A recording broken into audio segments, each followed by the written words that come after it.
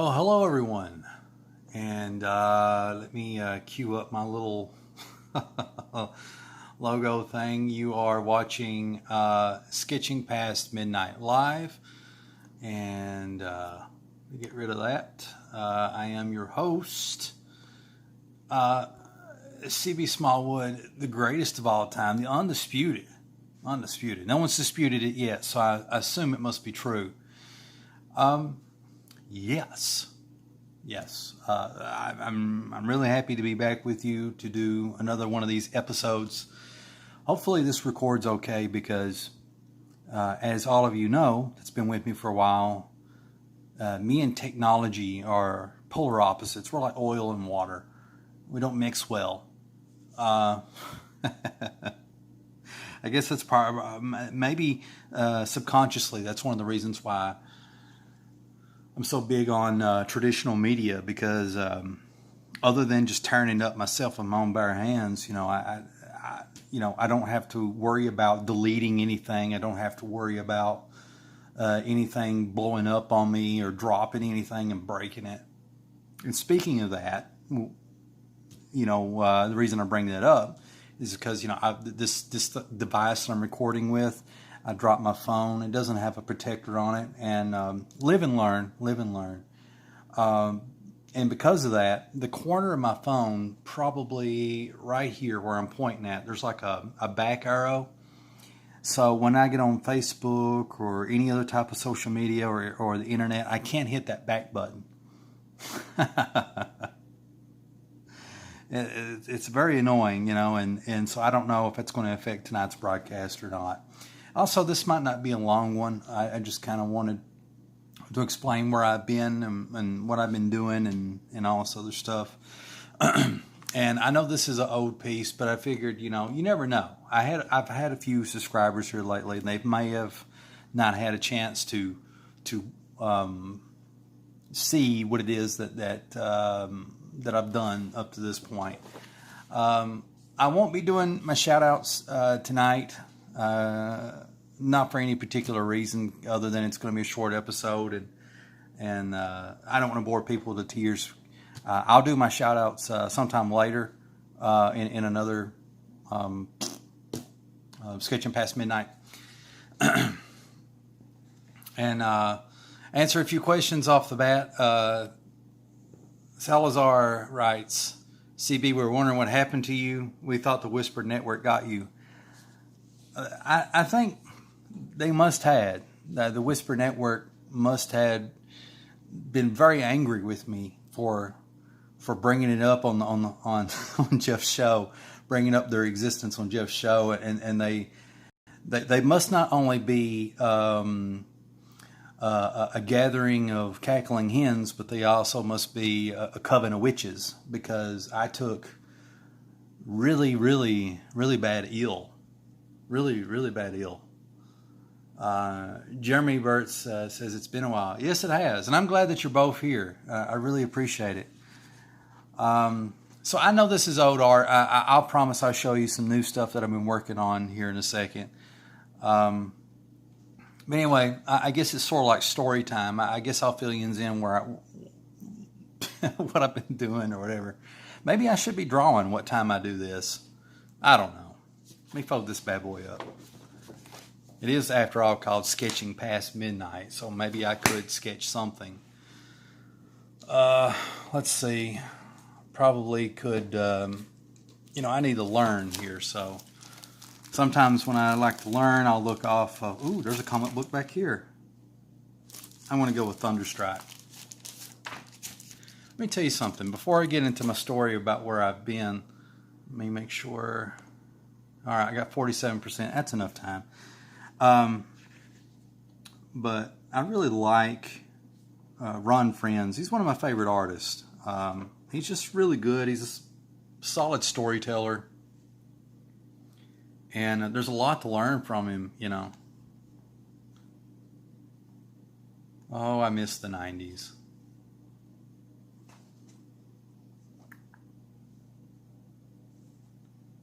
Probably shouldn't go so fast with this, but everything's very dynamic and stuff like that. I like that, so I don't know. maybe I can sketch something from this and kind of, I don't know. You just don't want to hear me say that. So let me get into the story here. I'm just going to draw from my head. So anyway, here's what happened. Maybe 4 weeks ago, give or take, 5 weeks ago. I'm not really for sure. Let me zoom in. There we go. Prop this up a little bit. But 4 or 5 weeks ago, I had went to Hapkido class. Now, if you don't know what Hapkido is a Korean martial art. It does have Japanese roots. It borrows a little bit from Chinese and also native Korean martial arts. And it has joint locking in it, and kicking and punching and striking and all that other stuff, you know. Well, anyway, they had moved to a new location, and the building was really, really hot. It didn't have no air conditioning in it or nothing like that, and it was my first time back to Hapkido in a while, you know, because they had kind of shut down classes for a little while. And I had taken 3 classes so far, but that was the first one in that hot building, you know. And we were practicing something called break falls.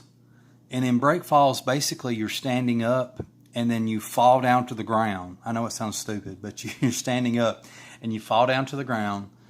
And the purpose of practicing break falls is to learn to fall on the ground safely without injury.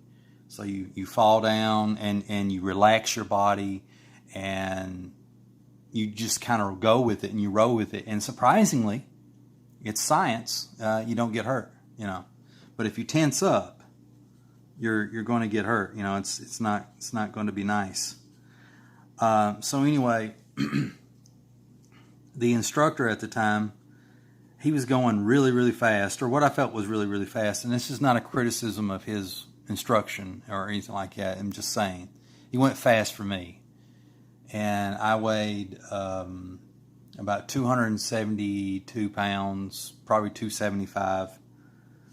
Most of that's in my waist. And so he was going quick, and I was getting out of breath, and I was already hot.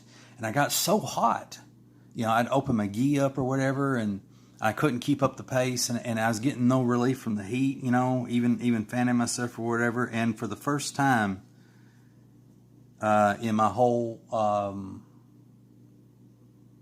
I guess going on 10 years of taking Hapkido, I had to sit down. Okay, I had to sit down. So I sat down, and they had turned this. There's this. I guess I kind of told a lie without meaning to. There was an air condition in the window, but the building's so big and the loft is so high or whatever. All the air goes, all the cool air I guess goes up. I don't know if that's how that works, but anyway, that little air conditioning window, it couldn't cut it. So I would stand in front of it. I'd open up the gi on my chest, and I'd let the cool air hit me. I'd sit down. And the reason I had to stop exercising, stop practicing the break falls, was because I felt like something was going to go wrong, because I had never felt like this before. It's a weird feeling. You ever play basketball or some sport like that where you're constantly running and going back and forth, or you're in the zone or whatever, and you feel this burn that's in your solar plexus? It's a little bit lower than your heart and a little bit above your belly. It's right in that center of your body. I was feeling that burn, and it wasn't going away, and it wasn't like I wasn't having a heart attack. I wasn't in pain, excessively hot, and I just could not get any relief. And then when it came time to practice the kicks, I was like really winded and lacking energy. I had to sit down in class like 3 or 4 times, and you know, I'm a black belt in Hapkido, right? And so this really, really embarrassed me. I was very, very ashamed. Now, the beautiful thing about martial arts is you're not competing with anybody else. You're just competing with yourself to be better than what you were yesterday, you know, to improve yourself. And, you know, everybody in class, it's their goal to help, to not only help themselves, but to help you, and you help them be better, you know. And so there is no shame in having to sit down if you're winded or any of that stuff, you know. And I did get back in it several times, you know. I didn't give up. But at the same time, I felt ashamed, you know, because when you're a black belt, you're supposed to set the example for all the lower ranks and stuff, and it was bad. So I didn't know what was going wrong, because you have to understand that I've always been this guy who's, you know, roughly about 6 foot, 6'1", and I've had this pot belly, you know, but like despite that, you know, I could probably do maybe like a setup or two in a tree or something like that. I can do a lot of stuff that surprises people, you know. I had no problems going through my workouts and stuff before, you know. I was kind of built like a bear maybe. And all of a sudden now it's like, it's a struggle. And I knew something was wrong. Something wasn't right. And I couldn't cool off. I was driving when after class was over. I had the air conditioner on full blast the whole ride home, and I couldn't get cooled off. And had the air conditioner at full blast when I got home. Still couldn't get cooled off. It took all day long. And then the next day, I felt fatigued and I felt weak. And then the day after that, I felt more fatigued and weak. And then I just felt really, really thirsty. And the thirst was unending. You know, I felt like, you know, for anyone that's familiar with Galactus's hunger can never be satisfied. He always has to continually be feeding, you know. And so I felt like Galactus. And so I basically just kind of quit eating there for a while. And I was drinking like excessive amounts of pop, which I do that anyway, or did that anyway. I was going like through a gallon of milk a day, like several bottles of water, just any type of liquid, and it didn't matter what it was, I would drink it. You know, had to pee every like 5 to 10 minutes. And then it got to the point that I remember when I went out to go get food and bring it home, you know, got restaurant food, brought it home, and to unlock the door, there's like a shelf on the outside of my kitchen door that I come in. There's a shelf that sits outside, and I put the food up on the shelf, and just lifting my arms up, shoulder width, was very fatiguing. And it was just getting worse. And I just got to where I had to lay around and I couldn't sleep. I wasn't getting any sleep. And it was just miserable. And well, and then my eyesight started going away. Like I didn't have the best eyesight to begin with, but like my eyesight I can see really good. Like I've always been able to see really good close up, you know. So within like 3 or 4 or 5 feet of me, I can see really good. But like seeing far out, my vision gets blurrier the further out it goes, you know. So I guess they call that nearsighted. I'm not for sure. But anyway, during this, you know, hellish 3 weeks that I went through, my vision basically went away, and it got to the point where I could only see clearly about a foot within my face. Everything was blurry. And I didn't understand what was going on. You know, everything was just blurry as hell. And I wasn't eating. I lost all appetite, and I love to eat. I was just thirsty. And well, anyway, what ended up happening is my family, he's like, maybe you're having sugar problems. They went to check my sugar, so they got this little sugar thing. I don't know what you call it, sugar checker.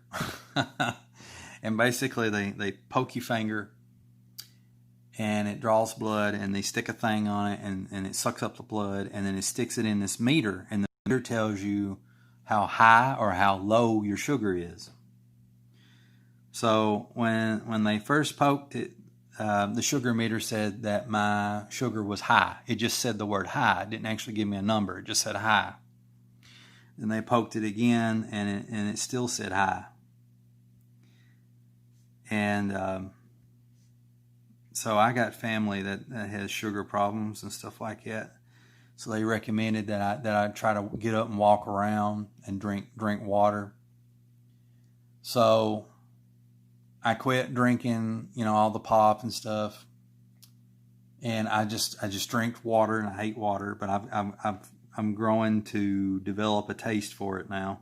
I'll get to that here in a minute. King Crow writes, cacao ahoy there, folks. Glad that you're here.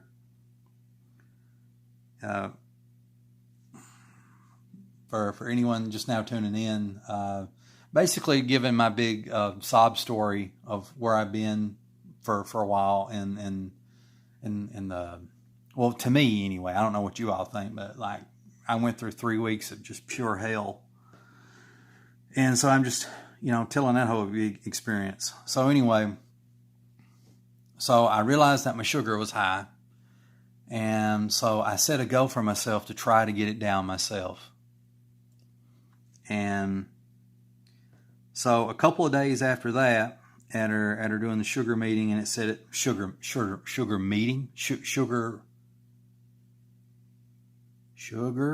reading with an R, reading. I tried to get it down myself the next couple of days, but I couldn't get the energy to even, exercise or walk or do any of that stuff, It was, oh my gosh, it was extremely fatiguing. I didn't want to get out of bed. I wasn't getting any sleep. My mind, here's something else. It's like my mind was overheating, and it wouldn't shut off. So if I tried to sleep or anything, no matter how tired I was, it's like the best way I can explain it, the way my mind works when it gets in overdrive. I want you to, if you want to, you don't have to, but close your eyes and imagine this. You're trying to sleep, and all of a sudden you hear the theme song to like something like NCIS or some TV show. Just could be Gilligan's Island. And then it goes from that, and then all of a sudden you're falling, and then there's like, you see octopus arms coming out of a submarine, and now you're in World War II fighting a battle and all this other stuff. And now the theme song to Gilligan's Island comes back. And now you're thinking about the fact that you can't sleep and won't end anymore. And now you're picturing Gilligan like rowing out on his boat, throwing like an anchor into the sea, and then the sea pulls him down into a vortex, which takes him into outer space, where he vaporizes into all these little particles, and these particles form the formation of a new universe. Well, anyway, it's like that, and imagine all that stuff going through your head, stupid stuff, for hours, what time you're trying to go to sleep. And you're so tired that you don't want to get up out of bed, and so you just lay there and suffer. And then, because I quit drinking pop and stuff, I had these really bad, headaches that wouldn't go away. Didn't matter how many ibuprofens I took or any of that stuff. It was, this little thing's annoying me. Get that off there. So I had this headache that was going on, a brain that wouldn't shut off when I wanted it to, and I was feeling weak and fatigued. And this went on for 3 weeks, and it just felt like I was dying. It literally, I mean, I've never experienced dying before, unless you believe in Buddhism. But I've been really, really bad sick before. But usually when you're sick, your body, heats up, and your body's trying to help you. Your body's like trying to fight whatever it is that's trying to kill you or hurt you. And so that's where your misery comes from, is the fact that your body's trying to help you. But in this case, having to piss every 5 to 10 minutes, having a headache that wouldn't go away, having your vision go away, being extremely fatigued, can't even muster the energy to walk around, can't even barely move or do any of that stuff. And so this, I know I'm drawing this out, but I'm trying to really emphasize how bad this was, how miserable this was. And the only way I can explain it is like, that must be what it is to be dying, because I guess that's what was happening. I don't know. So eventually at some point, I realized I couldn't do it on my own. I went as far as I could with it. It was just too much. And so I told my wife, it's like, hey, I went as far as I can go. Let's go to the hospital.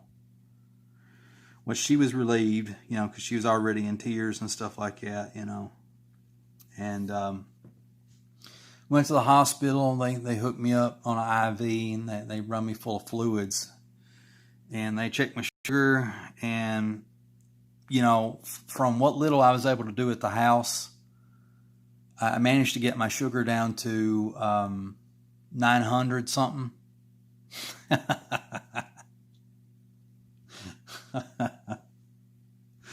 Oh my God. And there's like this thing, I don't know what it's called, like people that are diabetic, if things get out of hand, that it measures on a scale from like 1 to 20 or 1 to 15. I don't know, something like that. And I was a 10. It may have had something to do with electrolytes or electrolytes, whatever. That stuff that you have to drink Gatorade for. May have had something to do with that. And man, so I was a 10. And that's supposed to be really, really bad. You want a lower number. And my sugar was about 900, and they got it down to 700. And they gave me some pills to take. Metamorphin, meta something. It's a sugar pill. And, doctor's appointment, like a family doctor thing. And got home, and, I had already taken one, and gosh, like a day later, my stomach was cramping, and it was misery. And that's how some of those sugar pills work when you first take them. Like, what they do is essentially, like, if you got too much sugar in your blood, which I don't know how they would know that, but they make you piss and poop sugar. I mean, it doesn't look like sugar, but that's what it does. That's what sugar pills do. So that's what was happening to me.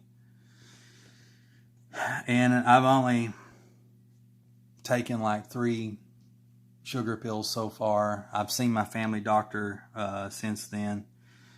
And everybody just keeps telling me like about my new lifestyle as a diabetic.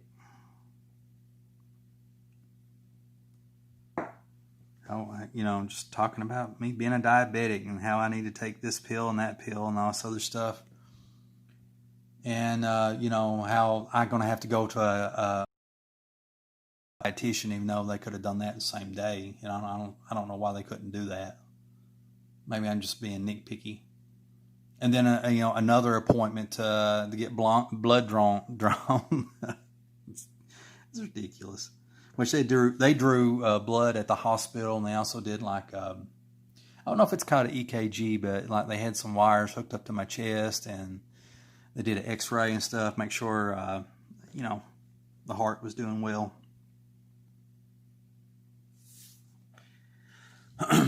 So anyway, for the past for about a week, I feel really good.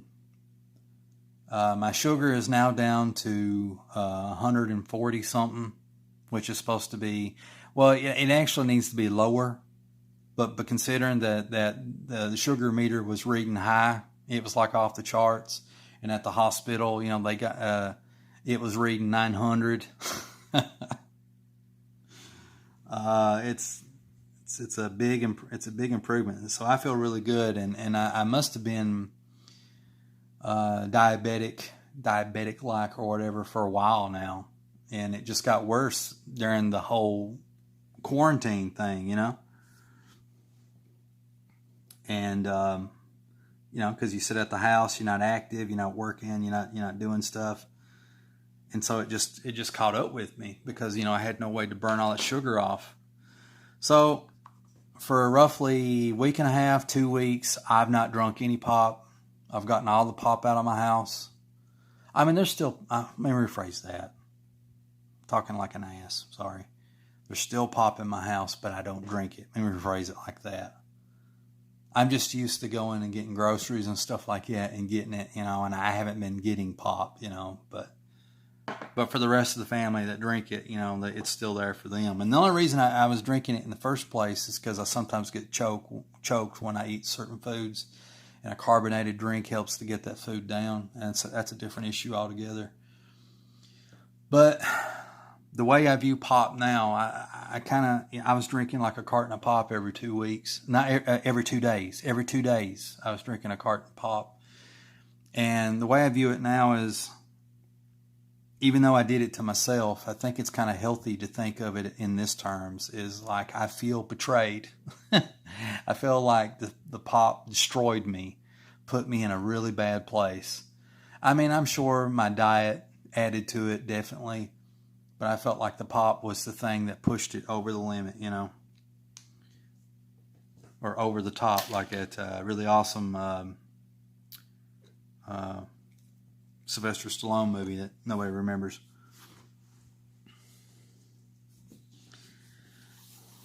So anyway, got rid of the pop, not drinking that anymore. And the way I look at it is, not only do I feel betrayed, but I kind of look at pop like liquor now. Now, everybody has their own views about alcohol, liquor, whatever, but here's mine, I kind of see it as more of a social thing. So if you're out with friends or whatever, have a beer or whatever. But as far as like sitting around drinking at home, I mean, that's not my cup of tea. But if anybody else does it, more power to you. But, I'm a popaholic, I guess. And so that's not going to work. So I'm just going to view it like alcohol, So if I'm out with friends or something like that, at the movies, wherever, I might get a pop there, and that'll be about it, but I ain't going to drink it at the house, and I'm not going to drink it all the time. I've just been drinking water with an occasional sweet tea. The doctors at the doctor's office, they were horrified at the idea that I drink an occasional sweet tea. It's like, you cannot have sugar at all. Rah! I was like, well, it ain't like I drink sweet tea all the time, or I just gotta have a sweet tea. Jeez. So anyway, man, hope I ain't boring you all with this. Probably should shift gears, but anyway, my whole mindset is I feel really good right now. I'm trying to make an effort to exercise more at home so I can go back to Happy Keto class because I haven't been in a while. I just couldn't do it. And so I'm getting myself back to where I need to be. I lost like 10 pounds. And the thing that I'm annoyed with the doctors, I think that's where I was getting at, is, they're wanting to shove, they want me to take these pills or do shots or do something like that. And I feel like, I asked them, like, is there any way that I can get undiabetic, not be diabetic? And it's like, yeah, it's possible, I'm like, okay. And it's like, basically you need to lose weight, exercise, whatever, to burn sugar. And you need to change your diet and take your medicine, I guess, which I haven't been doing that because I'm being rebellious. And, my mindset is, and don't listen to me, I'm not a doctor. I need to try to beat this on my own. Not on my own, but I need to try to beat it. I need to give it a chance because the needles, the shots, the pills, all that stuff, it's going to be there waiting on me. But what time I'm still kind of young and healthy, well, let me take that back. Getting healthy. I need to make a go of it to try to reverse this, and because I've seen people, that have to live with it, and then what they end up doing is they take one pill, and that pill has side effects, and then they end up having to take another pill to deal with those side effects, and then another pill, and then you end up with something I like to call a turkey bag. I've had family that take home like these big bags. It's got nothing but pill bottles in them, full of pills to treat all the different symptoms from all the different things, from all the different pills that's causing all these different things. And I'm sorry if I'm offending anyone. I don't mean to, but I just don't want to live like that, And I think also hospitals and doctors' offices are a little jaded because they're used to people not trying. And so they just give them pills to do whatever. And the way I look at it, if I feel like I'm getting bad, I'm going to check my sugar. I want to keep checking my sugar. But if I feel like if I'm getting bad, I'm going to take my medicine. And if what I'm doing is not working, then I'm going to have to take the medicine, every day and do that thing. Or do the shot. They got a shot that you can do once a week. So...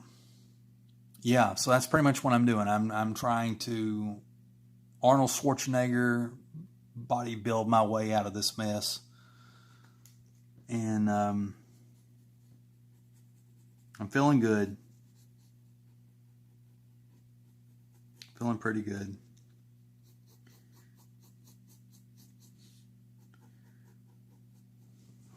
Oh, sorry guys, you can't even see what I'm doing.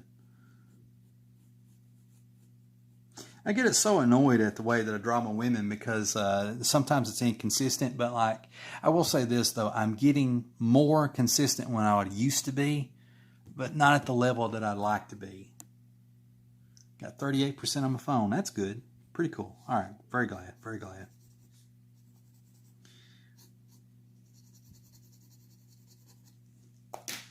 So anyway, let me answer any questions. Salazar Art Nation writes, maybe the sugar meter was saying hello. Well, that is a possibility. It could have been. Since I'm in diabetic denial.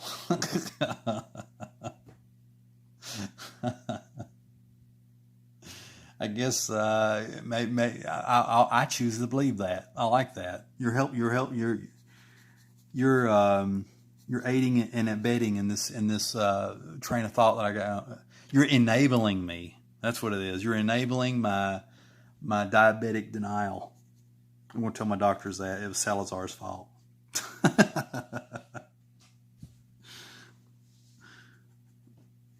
Let's see here. I don't know if this sounds pervish or not, but whenever I draw a woman's head, it's like when I draw the ears, I feel like that's when it really comes together and looks really good. I don't know why that is. That's a weird thing. It's like a weird, is that a fetish? Is that what that is? Do I have an ear fetish and don't know it? I mean, I'm not particularly fond of drawing ears. I just like how it looks when I put it in there,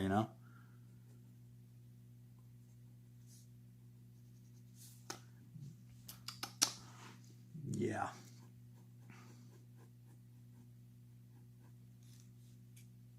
Yeah, I like how that eye's coming together there. Let me back this up a little bit that way. So anyway, yeah, that's pretty much where I've just been trying to get better. I mean, during the 3 weeks of hell that I went through, I tried to draw once, and I was working on a panel, and I couldn't even draw. I could not even draw. I know that sounds like, I don't know, malarkey, but that's the truth. I couldn't do it. I could not do it. It was bad. And all I know is I do not ever, ever, ever want to feel that way again. As far as I'm concerned, Dr. Pepper, Pepsi, Mountain Dew, kiss my ass. Because they really messed me up. Yeah, my diet didn't help much either, but, it is what it is. Okay, let me zoom out here a little bit. There we go. So, let me show you what I've been able to do in this week and a half, 2 weeks that I've been feeling good, maybe, that I've been recovering. Okay, so I already showed you this. Let me get that out of the way.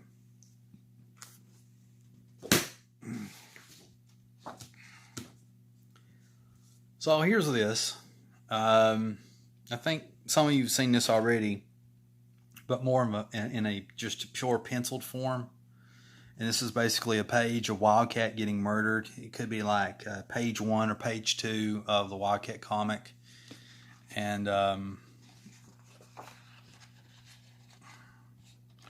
yeah, I got a crowbar. And I know this isn't like, people don't hold weapons like that, but I kind of like the tension of it or whatever. I could erase it. Well, I guess it's too late now. I just have to redraw the page, or I could redraw that panel and add it digitally. Digitally. There we go. But I like it. I don't know what you guys think. And let me tell you this. If Ian's ever spots something or whatever, open invitation. Like something looks off, could be done a little better. If you have suggestions, I'm always open to it because Ian's helped make me better. But anyway. Here's this, got hit with a crowbar, blood splatter go everywhere. I don't like the blood splatter, how it turned out, but it is what it is, I like how the blood splatter ended up here. Pretty cool. I like this middle panel.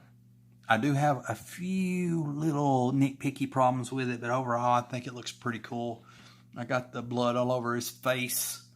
I'm liking how that's looking. And then here I'm working on this bottom panel. And with this one, I thought about adding, him holding an axe or whatever, and just wasn't coming together quite right. So I got the Magneto hand going on. And no, I didn't look at Magneto's hand when I drew it, but Magneto tends to do these hands like that,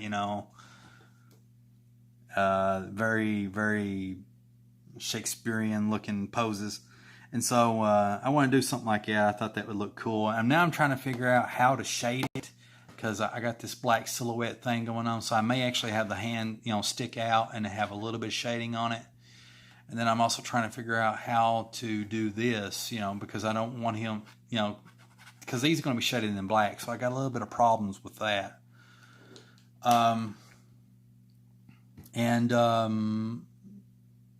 Do you want to see a character that I'm working on for a new book that I'm kind of excited about? I got a lot of stuff I'm excited about, but if you want to see this new thing that I'm working on, you have to let me know. The page is just sitting right over there. It's not great. It's not great looking, but you have to remember when I draw all this stuff, every time I start drawing, it never looks great. It eventually, when I drew this looked horrible when I first started out, but now I think it looks pretty good. I don't know. Yeah. I think so anyway. That's just me. Yeah, let's see here. Let me get the sketchbook out, and I'm going to show you some things in the sketchbook. I added some new stuff. Where am I at here?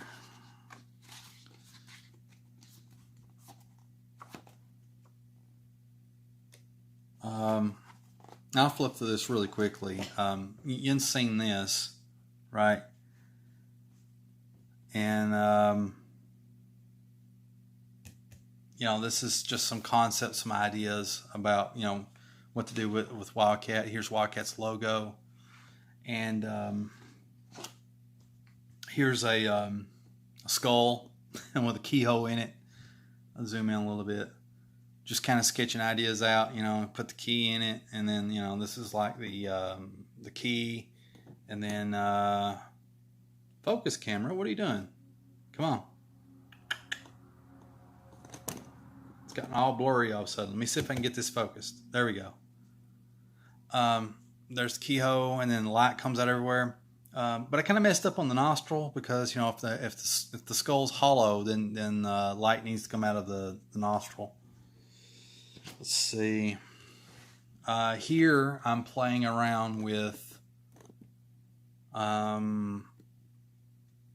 stuff, that I can, put in the first issue here, how it would kind of play out, with light and shading and stuff like that. And, I ain't got it all figured out.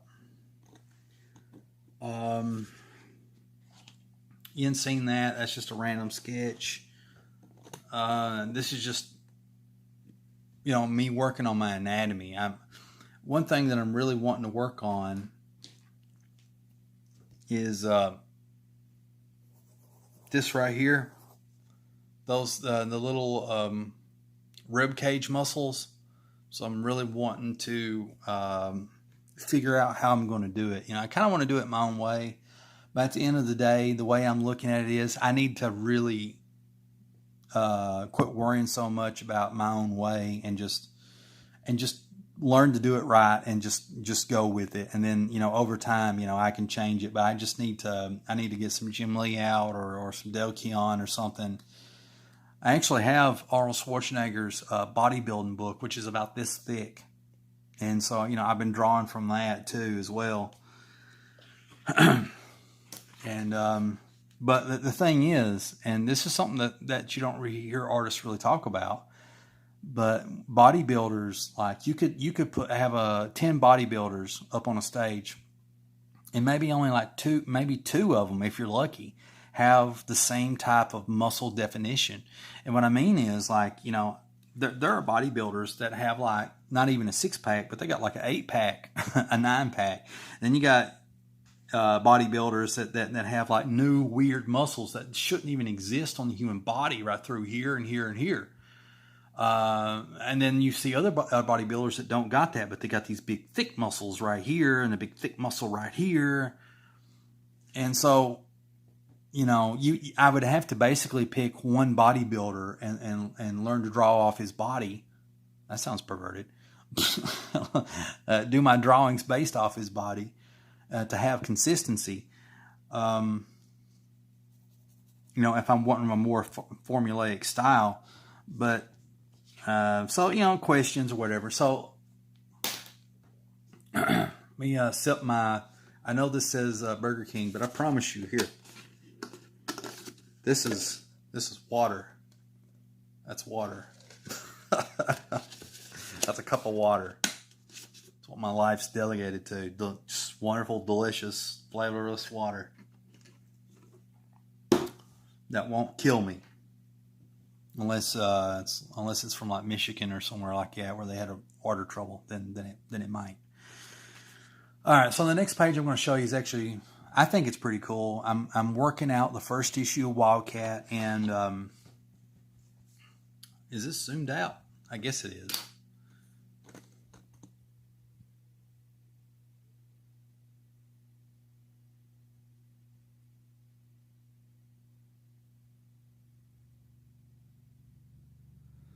I had to lift the tripod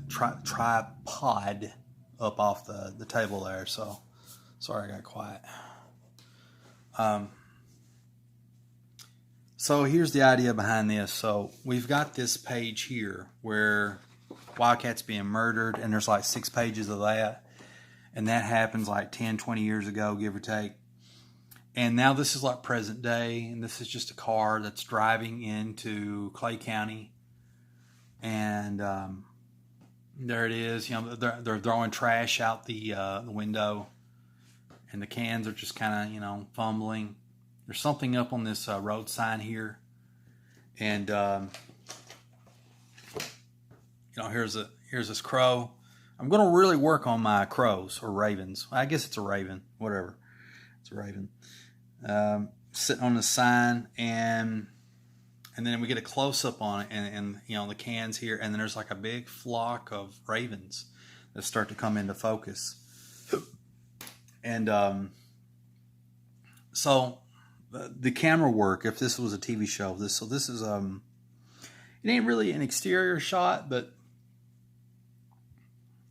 just work with me here. So this is the opening shot, all right, and then the camera starts to pan up like this, going in this direction, and then the camera pans straight up like this to the bird, and then the camera pans again at doing a close-up shot as it goes up to this direction. Okay, so that's how it would be if it was a TV show. Maybe I'm overthinking it, but I kind of like the layout. I thought it looked pretty good. And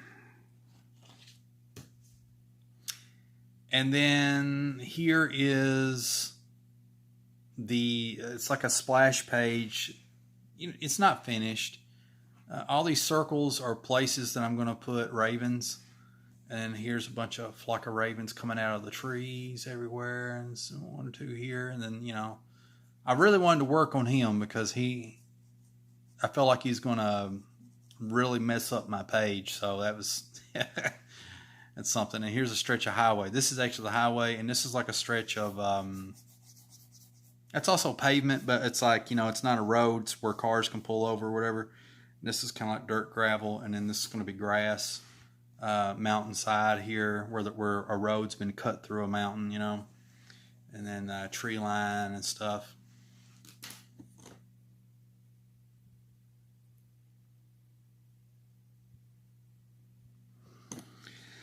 So there's that, and this next thing, I really. I did this like 3 or 4 days ago, I think. And it's like when I got done with it, I thought about sharing it with everybody, but I talked myself out of it. I was like, I thought about like posting it on Facebook and Instagram and Twitter and all that crap.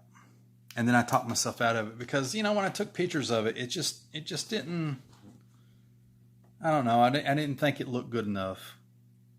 I don't feel like it looks good enough. And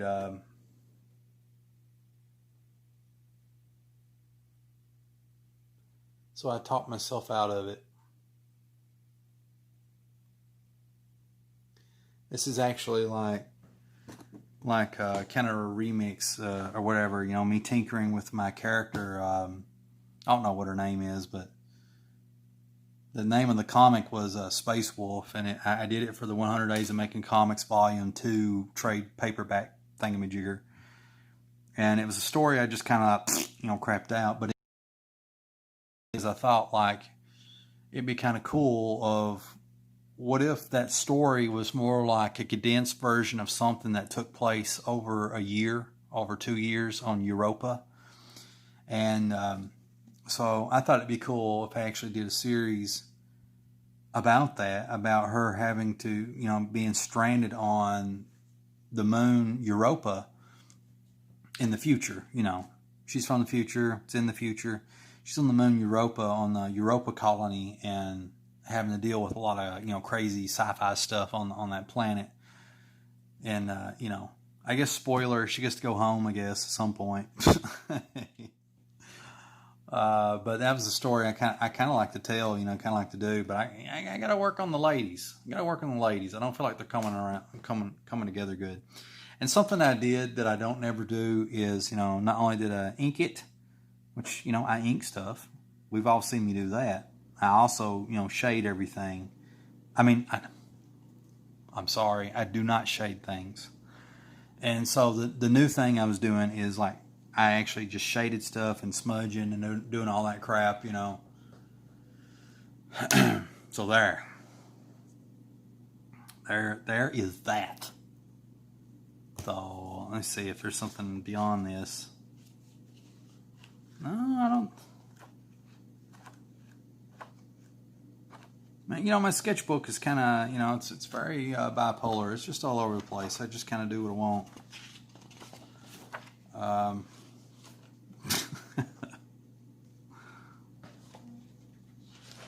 What the crap here? Dang it.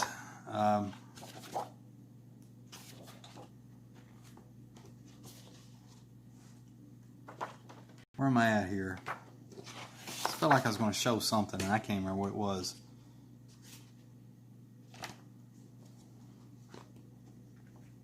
You know what? If I can't remember what it was, it's probably not that important. I guess not.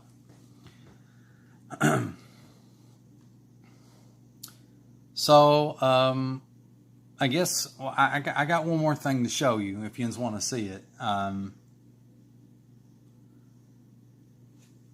I'm working on a character of mine.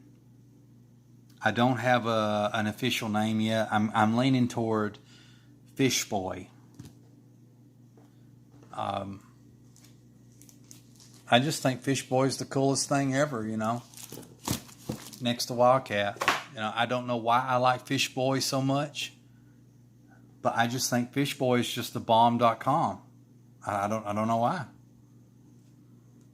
It just tickles me, it's just, it's absurd.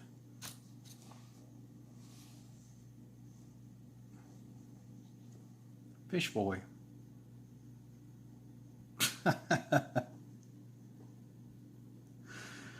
And,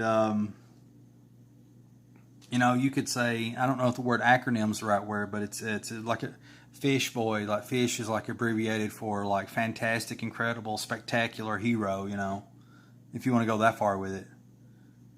Like, the comic would be called The Greatest of All Time, Fish Boy. Or it could be called something else. I don't know. I'm just playing around with Fish Boy and his kind of look. His way he would express emotion and all these different things. And I have to be honest, drawing in a regular blue line notebook is actually therapeutic for me for some reason. And I actually get a little bit better results out of drawing on that as opposed to a white sketchbook.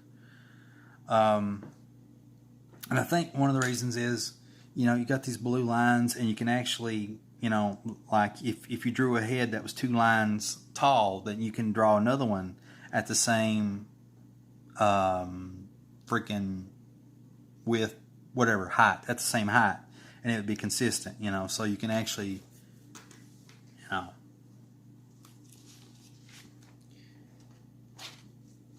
Here's me working on. This is the bodybuilder stuff I was telling you about. That's from my head. At her drawing from visuals. This one's from sort of my head. I really like how that turned out. I thought that looked really awesome. Yeah, that's pretty much it. There's something else cool in this notebook I'd like to show you.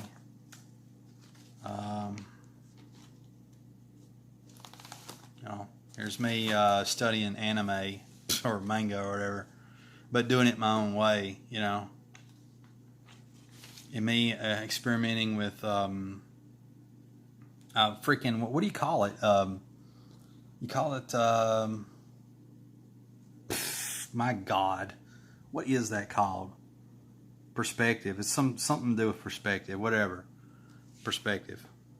And here I am working on perspective again, And getting some pretty good results, overall.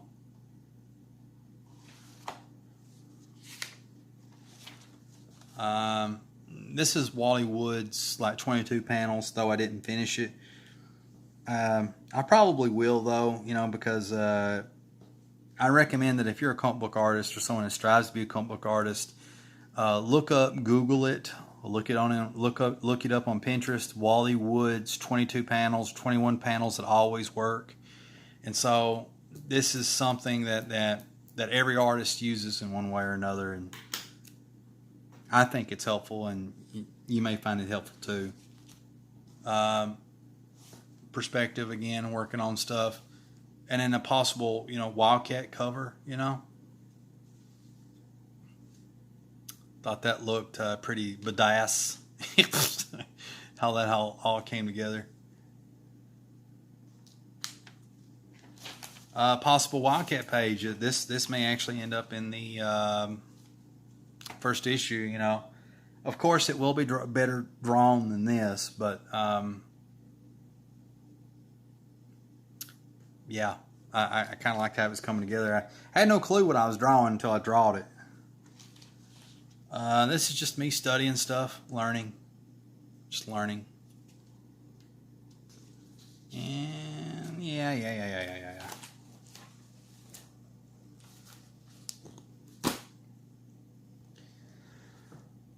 So there you go, folks. Probably won't stay on here much longer. I mainly just wanted to... Oh, yeah. Let me show you this. This is another Fish Boy, which I don't know if the Fish Boy name's been taken. Who knows? I'm still working on the name. But, yeah. I just think it's really cool. Focus, camera. Focus.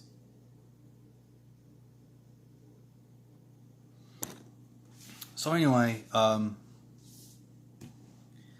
just want to let you all where I've been, and I wanted to apologize too. There's people that have reached out to me, talking, trying to talk with me and stuff like that, and I've just been gone off of social media and stuff. I really had to get healthy. I was in a bad place. And I'm feeling good now, so I'm back. I can't promise that I'm going to be, doing a live stream, every night or anything like that, because my sleep schedule's all over the place. But I will keep doing these, and just want to apologize to everybody. I'm sorry that if you tried to get a hold of me or if I haven't talked to you or anything like that, it's nothing malicious or nothing like that. It's just, I was just in a bad place.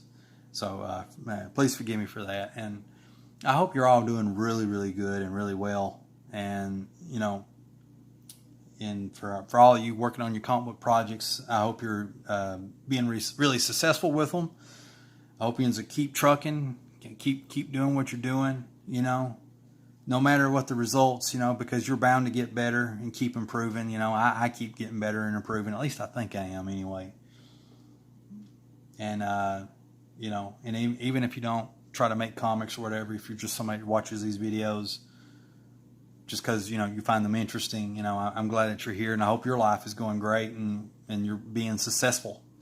I like the Star Trek thing, what Spock and the Vulcan race do. They do this thing where it says long live and prosper, long live and prosper, wishing somebody a long life and prosperity. It's a very touching salute or hello, I'm all over the place. So I hope you're all doing well. I wish you's well. Take care of yourselves. I'm going to try and take care of myself as well. Thanks for tuning in, and just a reminder for anyone, this is your host, C.B. Smallwood, greatest of all time, undisputed. No one's disputed it yet, as far as I know. You've been watching Sketching Past Midnight Live, and let me get rid of that, and yeah, that's it. It's time to end this show. So goodbye, everybody. I hope you have a good night, and have a good day. Good afternoon, wherever you may be, and I really appreciate all you tuning in as well, and for anyone that tunes in during the replay, and I always read each and every single one of your comments, so thank you, and chicka chicka chicka.